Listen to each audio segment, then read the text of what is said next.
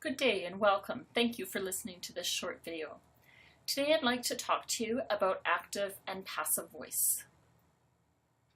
Here are the objectives of this short lesson. By the end of this lesson, you will be able to distinguish between tense and voice, identify the difference between active and passive voice, rewrite sentences so that they're in active voice rather than passive voice. A lot of people get mixed up between tense and voice, and they're two very different things. So I'm going to talk to you today about the difference between the two. First, I'll talk about tense. Tense refers to the time you are presenting. There are three types of tenses: present tense, past tense, and future tense. If you were to write in the present tense, you would say, "I go to the store." In this case, you're indicating that you're doing this activity in the moment.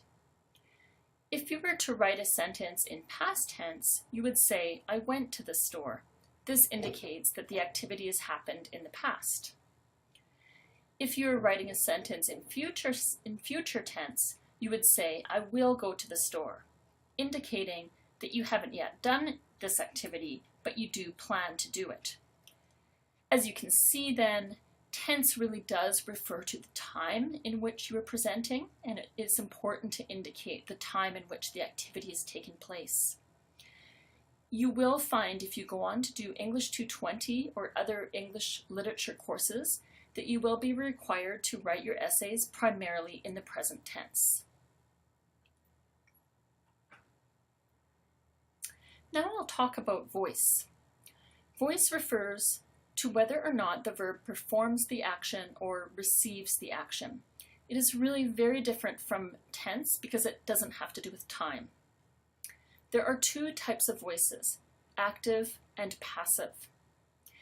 In the active voice, the subject of the sentence, which is a noun, is acting upon, it's doing the action.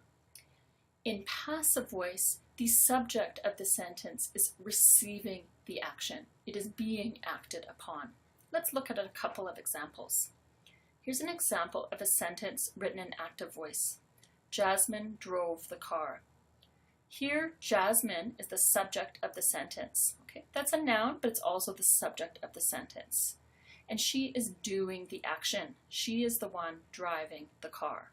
Okay, so that is in active voice.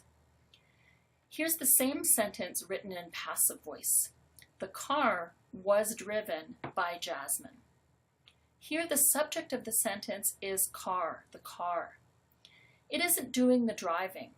It is receiving the action. Okay? Jasmine's still the one doing the driving here, but the car is now the subject of the sentence, and it is receiving the action. It is being driven. It is not driving itself. So you can see here that in active voice, the subject is the doer of the action, and in passive voice, the subject is the receiver of the action. You can also see that in most cases, in this case anyway, the sentence in active voice is more clear and less wordy. So that's why you usually want to stay with the active voice. We're reaching the end of our video now, and I will present a subsequent video with some exercises so that you can practice writing sentences in active and passive voice.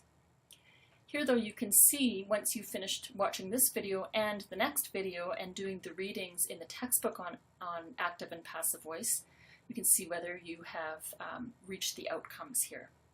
Can you distinguish between tense and voice? Can you identify the difference between active and passive voice?